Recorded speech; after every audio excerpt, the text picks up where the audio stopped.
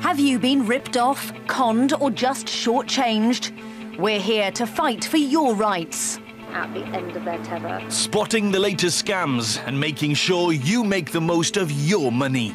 And at my age, I'm having to effectively sell the house, and the equity will pay off the majority of my debt, and I start from nothing. Exposing the rogues and confronting the con men. We're here to help you fight back.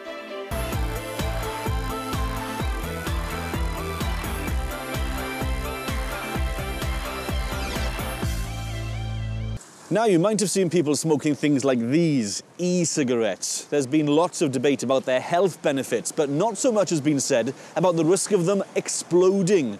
Lucy's been finding out more. Electronic cigarettes. More than 1 million people are using them, and the market is booming. But they're controversial, and some pubs and restaurants have banned them. As for the long-term impact on health, well, the jury's still out. But that's not what's troubling Kieran Francis and his family in Neath. A month ago, a friend came round and asked to charge her e-cigarette in his kitchen. About 10 minutes, maybe 15 minutes later, there was a massive bang, like a firework going off. First thing, we turned the electric off by the mains. Obviously, just in case it was an electrical fault. And then scarpered into the kitchen and realised then that there was the e-cigarette that did actually blow up. Basically, it shot straight across the room, caused a little bit of damage to the windowsill. It's melted parts of the floor. Have you thought about what could have happened if you weren't here? If we were out, obviously the house would have gone up in flames. But more importantly, if we were here and all in bed, then obviously it could have cost our lives. A Florida man is recovering from severe injuries to his mouth and face after an electronic cigarette exploded in his mouth. Cases of exploding cigarettes have been reported around the world. I was charging one of my electronic cigarette batteries via the USB cable, and check out what happened. Look, the damn thing exploded.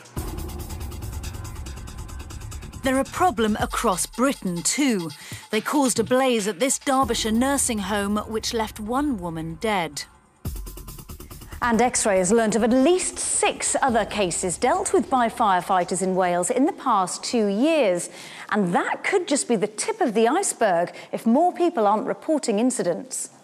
In my left hand, we've got remains of the rechargeable battery, the lithium-ion battery, and the other part then we've got the actual cigarette. So how are these fires starting then? The users charge their e-cigarettes too long. Unlike other rechargeable batteries, like in mobile phones, for example, they haven't got a fitted with a default setting which switches off the charger to prevent the battery from overcharging. There's also people using different components to charge different e-cigarettes. So that's a cause in itself because they set the different ratings. What do you think needs to be done to find out more about what's causing this? It's obvious that more testing needs to be carried out, and maybe more regulation needs to be brought in. Trading Standards are investigating the problem, and this lab in Blackwood is among the first to conduct tests. Overseeing this test is Senior Safety Engineer Lee Picton. Hi, Lee. Hi. So, what's going on here? Basically, we are measuring the surface temperatures of these e-cigarettes using these temperature sensors, and we'll be monitoring the temperatures using this graph. And what we'll be looking for is any sharp rises in temperature, and that could indicate that something is going wrong with the batteries. As the test progresses, one of the e-cigarette chargers appears to be heating up more than the others. What does it show you? I mean, straight away looking at that graph, I can see a spike there. Basically, this spike here, this was basically the temperature of this particular charger. The battery was initially empty, so it was an initial surge of power. But the fact that it eased off, you're satisfied that these devices are safe? Yeah, in this instance, because the temperature started to decrease, it's considered safe.